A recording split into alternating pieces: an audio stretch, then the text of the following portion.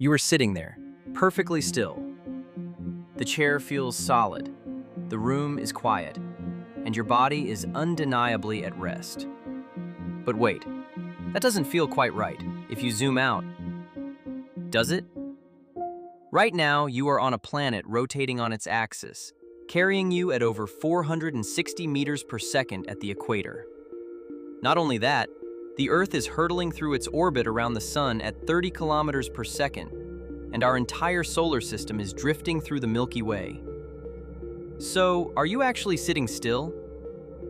This mismatch between what we feel in daily life and what the cosmos is actually doing exposes a fundamental truth. There is no such thing as absolute rest in the universe. Whether you are at rest or in motion depends entirely on your frame of reference, an arbitrary coordinate system, an anchor point from which an observer measures position and time. To a fellow passenger sitting across from you on a moving train, you are completely stationary. To a bystander on the platform outside, you are flying past at high speed. Both viewpoints are entirely correct within their own frames of reference. If our state of motion depends entirely on the reference point we choose, how do we even measure the physical path something takes? This brings us to a strange paradox: distance versus displacement. Distance is the total length of the path you physically travel, completely ignoring direction. It's a scalar. It only ever adds up, never subtracts, always positive. Displacement is different. It's a vector that cares only about your starting point and your ending point, the shortest straight line between the two. Imagine walking one complete lap around a circular running track. You might cover 400 meters, so your distance is 400 meters, plain and simple. But because you end up exactly where you started, your displacement is 0. You walked all that way, and as far as displacement is concerned, you haven't moved an inch. Now, if you can travel a massive distance but end up with 0 displacement, how do we even measure how fast you did it? Just as distance and displacement differ, so do the rates at which they change: speed and velocity. Speed is your total distance divided by the time it took, a scalar, always positive. Velocity is the rate of change of your displacement in a specific direction. Complete that circular lap in 100 seconds, and your average speed is 4 meters per second. But your average velocity for the whole trip? Exactly 0, since your net displacement was 0. An average over the whole trip doesn't tell you what was happening at any single instant, though. For that, you need instantaneous velocity, your exact velocity at one infinitesimally small moment. When you glance at your car's speedometer, it isn't averaging your whole road trip.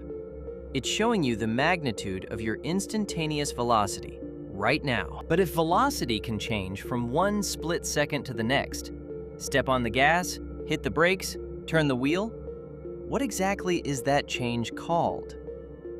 We call the rate at which velocity changes acceleration.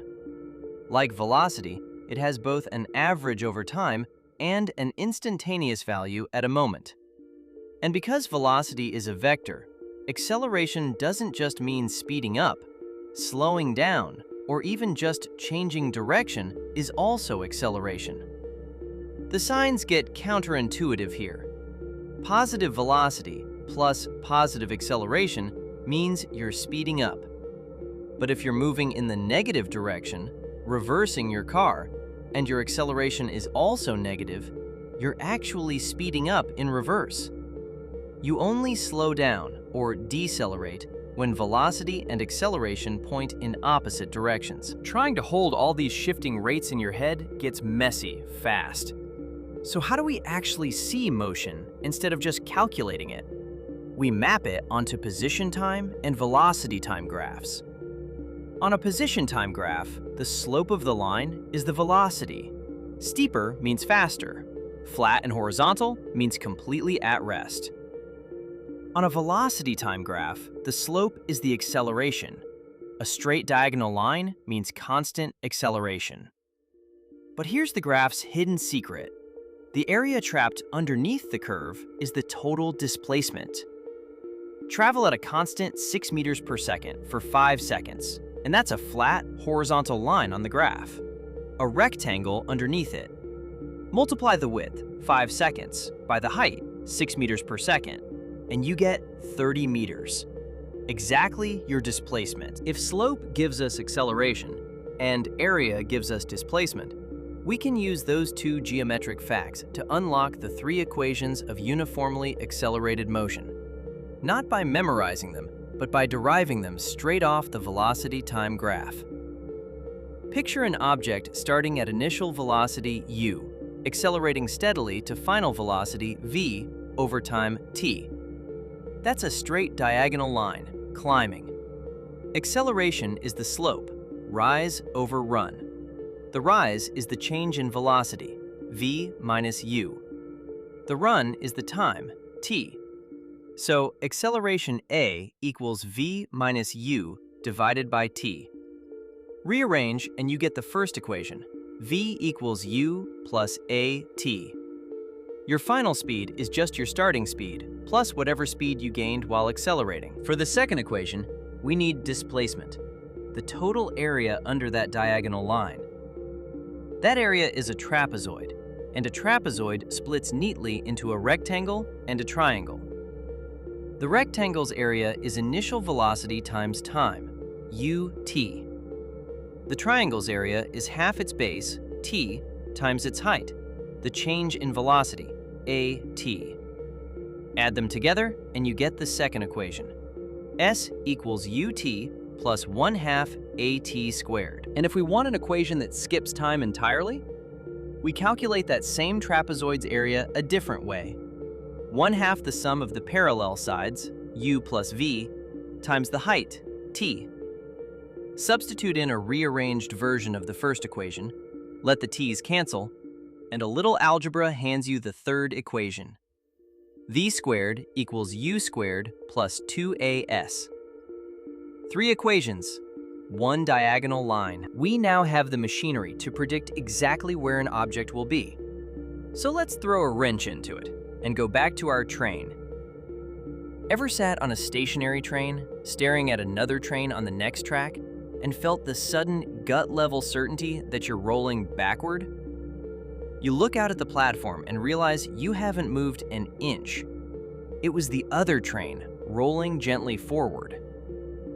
That's the everyday reality of relative velocity. When two objects are both in motion, their velocities interact based on the observer's frame.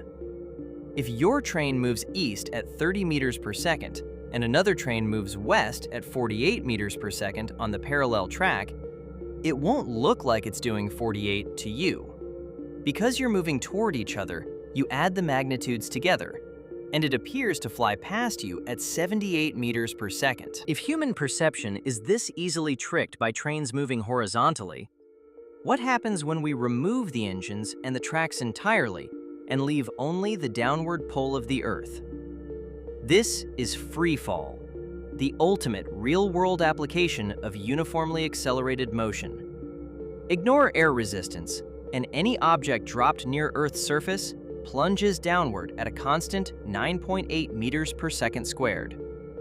A common misconception is that gravity is always negative. But remember frames of reference? The sign of gravity depends entirely on which way you point your positive axis.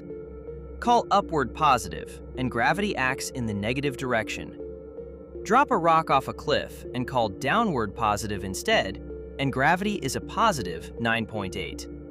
The physics doesn't care which way you draw your arrows.